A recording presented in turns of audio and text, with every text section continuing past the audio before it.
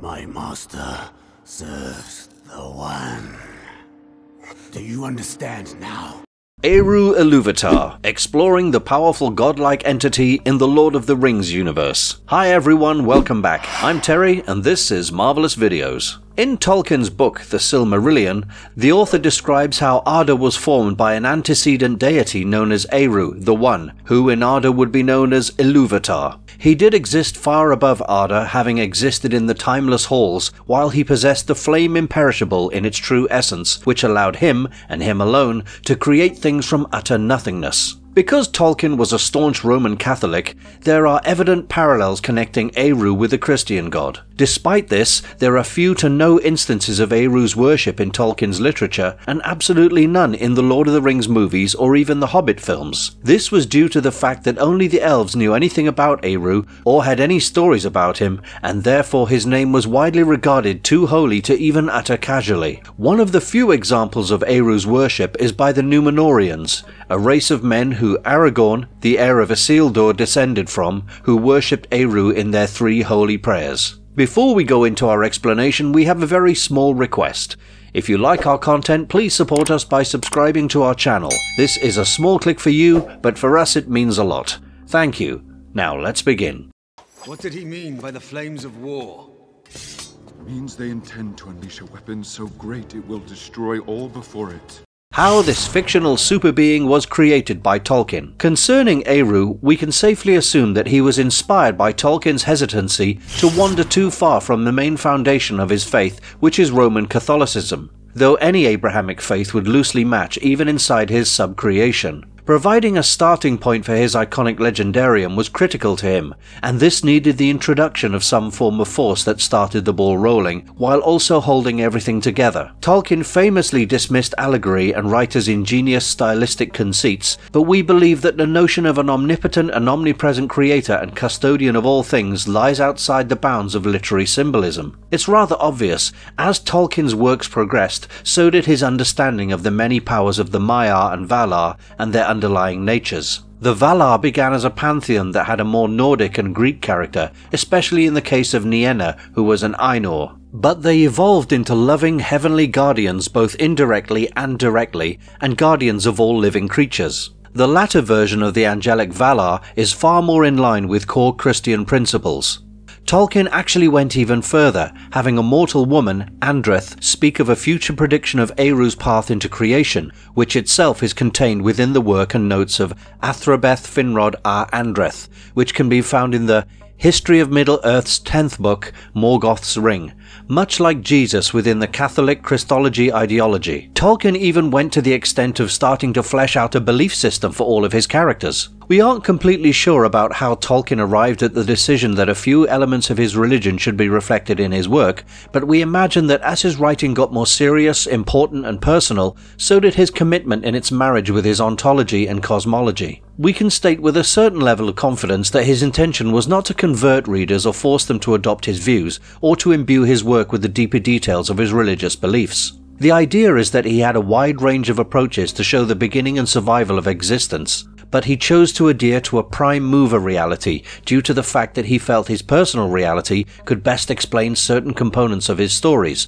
such as Gandalf's resurrection as Gandalf the White, and also Gollum's victory dance on his way inside the guts of Mount Doom from Lord of the Rings alone. Furthermore, just because Eru is modelled after the incomprehensible power, grandeur and essence of Christianity's god, much of the legendarium may be adequately cryptic and implied.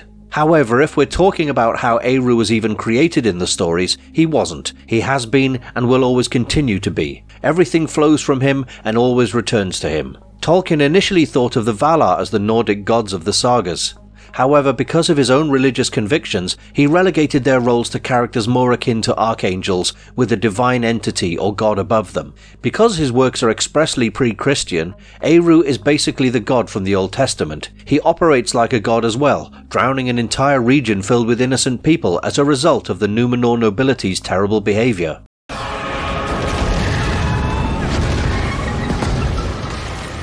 Mapping the creation process of Eru Iluvatar. The incidents occurring in The Lord of the Rings are in a mythical land called Middle-earth. But Middle-earth comprises only a small section of Tolkien's fantasy realm. The War of the Ring, as shown in Peter Jackson's movie The Lord of the Rings, and also his Hobbit film trilogies, takes place nearly entirely in Middle-earth, and so do J.R.R. Tolkien's writings of the same name. Frodo's quest to eliminate the One Ring leads viewers across Middle-earth from the modest Shire to the perilous mines of Moria, as well as the White Kingdom of Gondor, and all the way to the sinister land of Mordor, where Frodo ultimately destroys the infamous ring in Mount Doom. The Hobbit films add new locations, such as the dwarf-occupied Lonely Mountains, which are the abode of Durin's people at that time in Tolkien's Legendarium, and the Mirkwood Woodlands, where Legolas had been raised. The Rings of Power, the brand new Amazon series, will indeed be set in more unexpected and unfamiliar locations in Tolkien's fantasy universe. The Rings of Power will be set in the Second Age, well before the events from The Lord of the Rings as well as The Hobbit,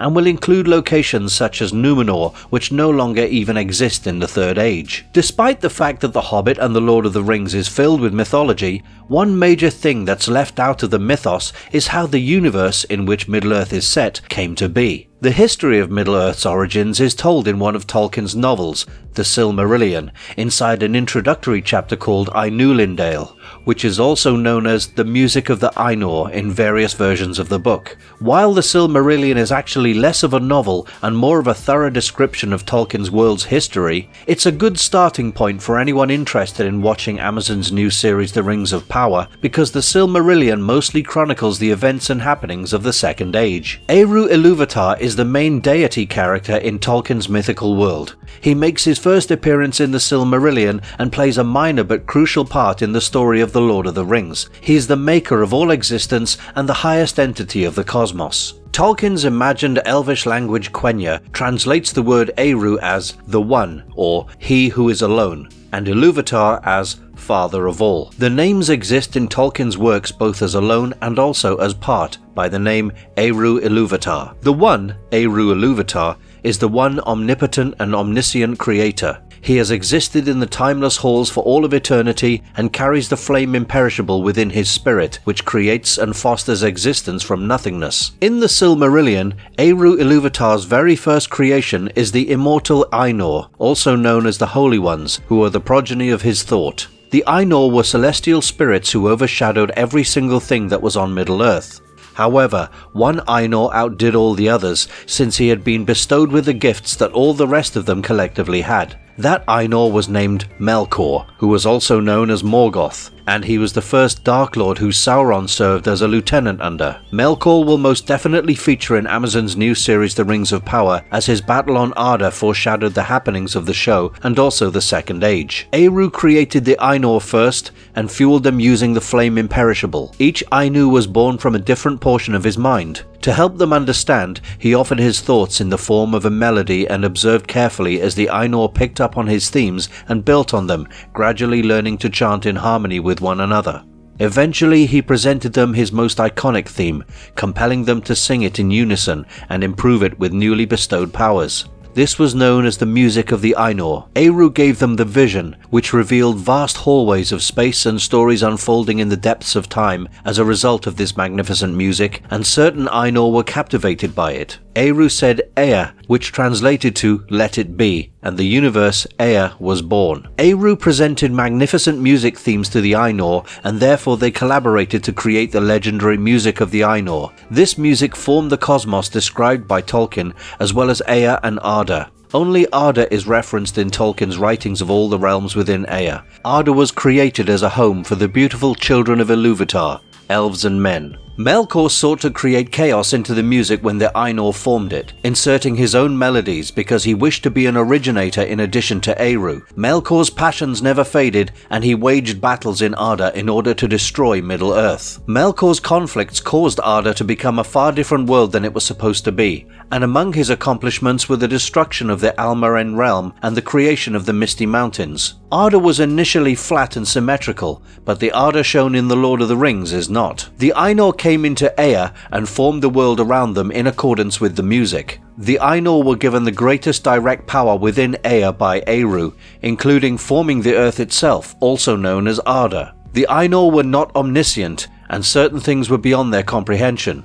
These were the creations of the men and elves who were essentially the children of Iluvatar, also known as Eru, formed without the Ainor's delegation. The other things only Eru knows are their fate and knowledge of the end itself. The acts of Eru in relation to Ada or Ea's lives remain quite unclear. Manwë was Eru's vicegerent on the land of Ada, and it's documented that he sought his approval multiple times, such as before the Ents were created, or even before the violent Battle of the Powers. Eru's active participation and direct intervention was shown in multiple instances, such as when he sanctified Owl's creation of the dwarfs, giving them existence and the sapients as his adopted children. He also permitted the Ents to exist at Yavanna's request. He also triggered the birth of his children, which in turn also led to the awakening of the men and elves. The Valar alone couldn't have brought about the world's great transformations. Throughout the history of Ada, there have been several coincidences and indications of greater providence, such as Bilbo Baggins uncovering and finding out about the One Ring, or Gandalf's resurrection after being slayed by Durin's Bane, which could only be accomplished by an authority greater than the Valar. The collapse of Gollum inside the fires living inside Mount Doom, resulting in the ruination of the One Ring and the disintegration of Sauron, also seem to have been caused by a powerful and mythical greater force. Andreth Eru, according to Athrabeth Finrod, will someday go into Ea and save his children. It's stated that after the end of the world, Eru will bring together the children of Iluvatar and the Ainur to produce a song even grander than the one of creation. Eru was seen as transcendental, remote and distant from Ada's problems, and even his name was considered to be too holy to invoke. According to Tolkien, quote, "The High Elves possessed no religion or even any religious practices for that matter, for those who had been in the hand of the gods worshipping and loving Eru the One Iluvatar, the father of all, on the mountain of Aman." Thus it's believed that Manwë held a grand feast in honor of Eru to commemorate each and every gathering of the fruits. The Numenorians worshipped Eru throughout the three prayers, which took place over the course of 1 year, with the Menel Tama, which was a sacred mountain, being entirely devoted to him. However, because both the Eldar and the Numenorians believed in the existence of a true god, they considered any other person's worship to be an abomination. Feanor took his pledge using the name of Eru. Elendil bonded the last alliance of men and elves with a pledge to Eru. The very next known occurrence of a man invoking Eru's word, quote, "who reigns over all thrones forever," was by Cirion during his oath with Eorl many millennia later.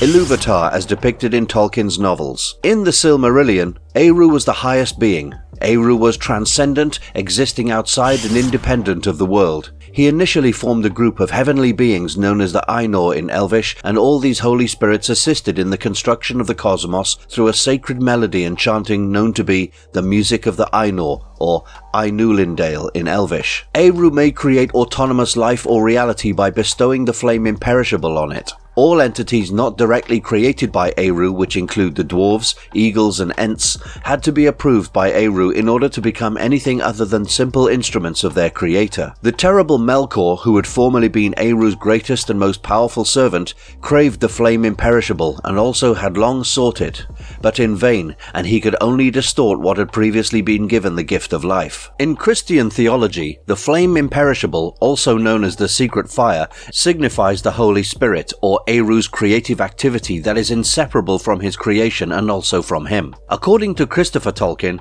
it reflects, quote, "the enigma of authorship," with the author standing both outside of and within his work. The timeless halls refer to Eru and the Ainur's home beyond the physical realm or time, and this has many parallels to heaven in Christian literature. Tolkien made it a point to make the ultimate fate of men's souls and the reality of their mortality a mystery to the elves, who are bound to the physical and mortal world for a period of its duration. It's also interesting to note that Christian theology is not applicable to them. Men are said to go back to Eru after their death, according to the story of Adonel. Eru created the men and elves on his own. This is why both races are referred to in the Silmarillion as the children of Iluvatar. The story of the events preceding creation is portrayed as a fictitious tradition and isn't shown from an omniscient perspective. It's presumably a record of the tale given to the elves by the Valar in Aman, and then conveyed to the people of Middle-earth and converted from Valarin into Quenya and then into human languages. It's acknowledged that the Valar, who had been present during the time of conception as the Ainur, provided an accurate account of the events to the elves, but they were restricted by the constraints of language, resulting in the descriptions of the, quote, music, or the words that were said by Eru or even his halls and the mystery flame etc. to be a little muddled, and hence these are to be interpreted metaphorically. Eru solely created men and the elves in the First Age. This is why both races are referred to as the children of Iluvatar in the Silmarillion. The Quenta Silmarillion tells the history of their origin. Elves are also known as the Minonar, or the firstborn in Quenya, while men are also known as the Apanonar, or those who have been born after, also known as the Afterborn, due to the fact that elves were the very first of the children of Iluvatar to awaken in Middle-earth, while on the other hand, men were not expected to awaken until many years later, at the start of the First Age. Aule created the dwarves, and Eru gave life to them and their sapience. Yavanna fashioned plants and animals based on Eru's themes all through the music of the Ainur. The Eagles of Manwë were born from the combined minds of Manwë and Yavanna. Yavanna was also the one who created the Ents, who were granted intelligence by Eru. Melkor gave his mockery of Eru Iluvatar's creatures an appearance of free agency. The orcs were made ridiculing elves and maybe even men, trolls mocking Ents, and possibly dragons mocking eagles. This in no way diminishes Eru, as he had already effectively created all of the spirits of these animals before the Ainur infused new life into them, which was given to them by him, and this made spirits corporeal. This is how humanity and the people of Tolkien's fictitious world came to believe that Ainur were actually gods, even though they weren't. All they had ever done was physicalize Eru's domain. He had in fact constructed it from the beginning. Eru created and awakened elves and men during the First Age. When King Ar-Pharazôn and his army arrived at Aman in the year SA 3319, Eru buried them. He severed the path towards Valinor and Valinor from the earth, flooded Numenor, and took the undying lands beyond the realms of the earth. When Gandalf died in the combat with the demonic Balrog in the first part of The Lord of the Rings titled The Fellowship of the Ring, it was obviously far beyond the Valar's ability to revive him, but Eru himself stepped in to send Gandalf back. Tolkien appears to indicate in letter 192 that actually the One does interfere actively in the happenings of the world when discussing Frodo Baggins' inability to destroy the ring in the third part of the book series The Return of the King, attempting to point to Gandalf's comment to Frodo that Bilbo was intended to discover the ring but not by its maker, and to the ultimate destruction of the Wicked Ring even though Frodo by himself failed to accomplish the goal. How The Lord of the Rings and Peter Jackson's movies treated Iluvatar. The name Iluvatar originally meant the Father for Always, and this was mentioned in the Book of Lost Tales, released as the two first volumes that detailed the entire elaborate history of Middle-earth. He then came to be known as Skyfather, but both etymologies were eliminated in subsequent editions in favor of the modern meaning. In earlier versions, the name Eru originally appears in The Annals of Aman, which was written in Morgoth's Ring, the 10th book detailing the history of Middle-earth. Eru might have been referenced in the Hobbit movie The Desolation of Smaug by an orc who declares, "My master serves the One," when questioned by Legolas, Thranduil and Tauriel, as the One is one of Eru's titles. While this may imply that Eru is actually evil in the films, it's highly improbable, because Sauron built a totally authoritarian regime, destroying all other supreme deities, and therefore Sauron rendered any reference to Iluvatar obscene. The Master, stated by the Orc, is most likely Azog, because Sauron desired to be termed a deity, and the One might serve as a moniker for Sauron among the Orcs, probably in mockery of Eru. Eru isn't referenced directly in any of the movies that are based in Middle-earth, although his will is referred to by Gandalf whenever he encourages Frodo. When Aragorn gathers the elves at Helm's Deep, he addresses them by the name Eruhini, which literally translates to the children of Eru.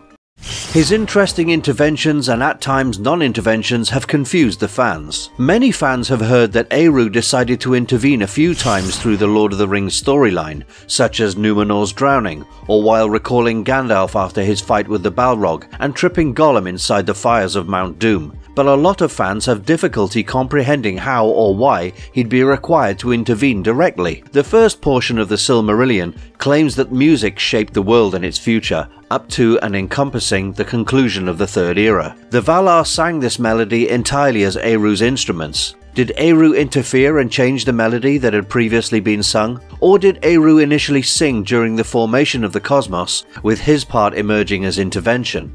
Many people think that Eru didn't intervene during the incident involving the One Ring and Gollum. This could be because they don't understand how a universe with a god such as Eru works, and thus they'd misinterpret a remark in one of Tolkien's writings, in which he says that the author of the story seized control. Eru created the world and the laws that govern how the world works. So when anything happens that doesn't fall within the scope of a character's free will or special design, it comes under the authority of Eru. It's easy to understand why people believe this, yet there's a logical reason why it's not true. Gollum falls, and Eru is thought to be the cause of this. Because Gollum was not the one who did it, Frodo was also not the one who led to this. Samwise was not at fault, and the will of Sauron operating via his manufactured object, the ring, is also not to be blamed. Therefore, there's no one else to blame for the actual act of Gollum falling from the edge. There's plenty of evidence that it happened as a result of Gollum violating his oath and his promise to help Frodo and Samwise,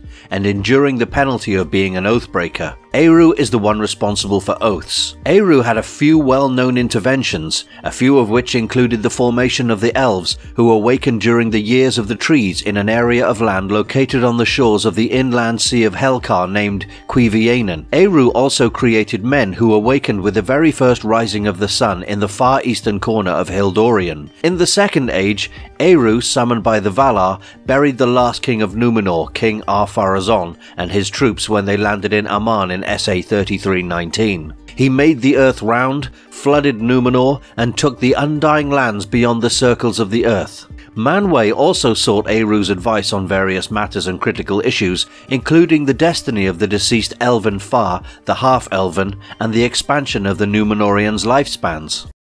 Why did Iluvatar sink Numenor? So much of the lore surrounding Lord of the Rings goes beyond the primary narrative, since Tolkien imagined and catalogued so much of Middle-earth's history that never even made it into the Lord of the Rings books or movies. One of the most intriguing aspects of this vast mythology is the tale of Numenor and its ultimate fate. Though this isn't a crucial narrative to the storyline of any film of Lord of the Rings, it's one that many Tolkien fans find intriguing, and it would be great to have it discussed at some point, possibly in the Rings of Power series. Numenor can be compared to Middle-earth's version of Atlantis, and it also has parallels to and is more like Noah's account from the Bible, albeit the entire story is far more intricate. The tale of Numenor is really rather important to the history of Middle-earth, as it involves figures like Elendil and Sauron, and introduces the Dunedain group of people. Numenor was a great sea island lying amid Aman and Middle-earth. It was the home of the Dunedain, a people who had an extraordinarily long lifespan and were considered to be more powerful and wiser than the rest of the men who occupied Middle-earth. Aragorn is a Dunedain descendant, which explains his long life and unusual characteristics. Ulmo, who was the god of the water, pulled Numenor out of the sea as a present for the noble men who existed during the First Age, the Edain, in appreciation for their assistance in the struggle against Morgoth. Elros, the son of the half-elven mariner, Eärendil, was the very first ruler of Numenor, and throughout his reign the kingdom grew to great strength and fame. The Valar forbade the Numenorians from travelling far to the western lands, because they didn't want them to discover the undying lands which men were forbidden from visiting. Instead, the Numenorians sailed eastward and came upon Middle-earth's beaches and shores. They formed a partnership with the powerful elves of Lindon, and then also came in contact with the race of men residing in Eriador, going on to teach them several crafts. The elves were at conflict with Sauron, who had formerly been a follower of Morgoth during the Second Age, due to the fact that he had been dishonest with the elven smiths, deceiving them in Eregion and crafting his powerful ring with the purpose of swaying all the leaders of the lands of Middle-earth in order to take control. Numenorians had been creating settlements all throughout Middle-earth, but they were now being assaulted by raiders sent by Sauron, while he neared the complete annihilation of the land of Eriador. When Sauron eventually invaded Eriador, Gil-galad sent news to the Numenorians requesting their help, but the ship that was sent by him was delayed and arrived after Eriador had nearly been destroyed. However, the Numenorians and elves were able to vanquish Sauron in the fight at the Gwathlo River and restore peace to the land. All of this demonstrated Numenor's strength and might,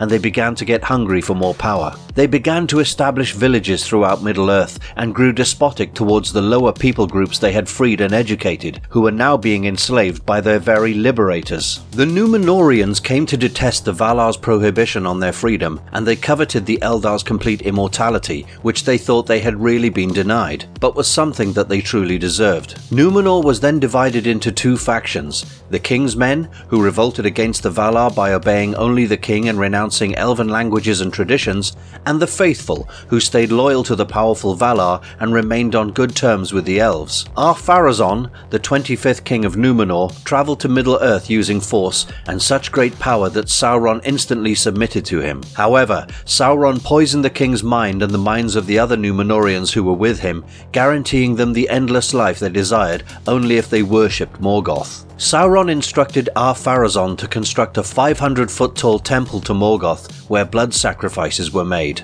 Ar-Pharazôn then sailed a fleet into the west, spurred by Sauron's persuasion as well as his personal fear of death, in an attempt to initiate a battle with the powerful Valar and capture the Undying Lands. When he tried to invade, Manwë, who was the head of the Heavenly Valar, summoned Eru Iluvatar, who responded by shattering the world. He confined Ar-Pharazôn and his armies within the Caves of the Forgotten, in large piles of dirt and rubble, until the last battle, and he withdrew Aman and Tol Eressëa, the Valar's home islands, from the realms of Arda, making the globe round rather than flat. The island of Numenor was then drowned beneath a massive wave by Eru Iluvatar, destroying all of its people, including Sauron's physical body, which stopped him from assuming charming and fair forms. Elendil and his companions were the sole survivors, since they were the last of the faithful to be told of Numenor's destruction, and hence all of them fled to Middle-earth. They subsequently established the kingdoms of Gondor and Arnor. After the collapse, Numenor was called by the name Atalante, which means the downfallen when translated from the Quenya language. In the Third Age, mariners from Gondor attempted to locate the lost island, but proved to be unsuccessful, though it was stated that the summit of the Menel Tarma, which had been Numenor's sacred mountain, could be observed above the seas, but this may have been a tall tale with no true foundations. It's unknown what happened to Numenor and whether it remained submerged forever or if it was reclaimed after the end times or Dagor-Dagorath, when the world was shattered and created anew once again.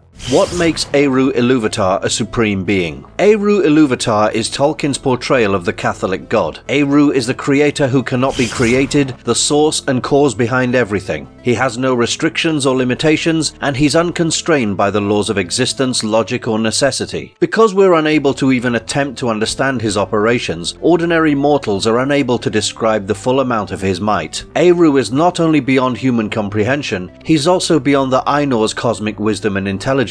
Men can only speculate about who or what Iluvatar is. All we can say about him is that he's eternal and endless in all his glory. Iluvatar is the sole force that exists that really can unmake not just creation, but additionally the Ainur in their entirety with a single thought. The Valar alone are quite difficult to grasp, especially Melkor, so picture that multiplied an infinite number of times. That's where you'll find Eru. Eru, like any suitably strong deity, is omniscient and omnipotent in relation to the context, and Tolkien practically indicated that he actually is God, or that he is God when it comes to the citizens of Middle-earth as far as they're concerned. Because Tolkien wanted Middle-earth to represent our Earth, albeit in a mythological time period, Ea is a fictional account of our universe. Tolkien designed Ea to be our complete universe as it appeared to be known to more educated primitive astronomers, not just the fabled solar system with its lower and upper airs as it was identified by early humans who did believe that the sun had to continue fighting the snake of the netherworld every single day as it managed to pass beneath the earth. This, however, is a fantasy about how Middle-earth functions in-universe. Tolkien harmonized the two by explaining that Eru transformed the shape of the globe from flat to round as part of the transition from myth time, which was when the Valar sang the world into existence, to historical time. However, even in the elvish tale of the world's origin, Ea comprises wide distances and wheeling flames and old stars forged by Elbereth inside the spring of the Ainor's strength, as well as other undiscovered realms where Morgoth was allowed to carry out his will. As a result, Ea was the whole cosmos, not just a mini-universe or planet in a bottle controlled by an inferior deity, and Eru came up with all of this by himself. The most important thing to know about Tolkien would be that magic is associated with spiritual force and is prone to entropy. The further back in time we go, the more powerful everything becomes. So, the Valar were unimaginably strong at the dawn of creation, capable of building multiple planets, from which they picked one, Arda, for settlement. As a result, because Tolkien was a Catholic, the Lord of Ea Ea is the supernatural entity of an alternate form of our cosmos in an alternate period. Regardless of God, Eru's characteristics are universalist and so Unitarian. The strength of spiritual entities in the Legendarium by Tolkien is only realized when it's wasted on matter, which is alluded to in the book, but verified later. This is not quantitative, but rather qualitative, and compared to other spiritual entities. It's indicated that Eru really degraded himself to intervene at such a low level as to just destroy a continent, namely Numenor, which is something the Valar were perfectly capable of accomplishing, but felt bound not to kill the sons of Eru Iluvatar. Tolkien discusses the mighty Ainur staying behind with Eru inside the timeless halls in the otherwise formless void in early passages, stating that these halls, which is where Gandalf went after he died, are truly timeless. These other Ainur, including oddities from the void such as Ungoliant, live in a domain beyond time and space and may help define it, therefore their strength cannot be quantified. The Ainulindale contains the final significant piece, which illustrates Tolkien's theodicy. Eru not only formed all of these entities and spurred them to bring all of this into being via thought alone, but he was also the only one who had the capacity to give their thoughts actual life and awareness in the case of living creatures. This is what the terms secret fire and flame imperishable signify. Eru postulated the very minds of the Ainur, especially Morgoth and the Valar. Eru knew the inner thoughts of the Valar who created the universe and provided them with all their ideas. He predicted Morgoth would rebel, creating things more magnificent than the Valar could have imagined in their initial vision of a flawless world. According to Tolkien's Catholic ideology, only humans and maybe elves have true free choice, in the sense that they are able to go past fate, as Eru decreed it. The most powerful Valar, who are fundamentally polytheistic entities, are able to do or think anything that Eru hasn't really previously predicted. As a result, power levels are irrelevant. Eru developed the concept of a power as it's known in Middle-earth. Because Tolkien saw himself as just a sub-creator of all his works, Eru is more potent than the author himself. Dad, come on!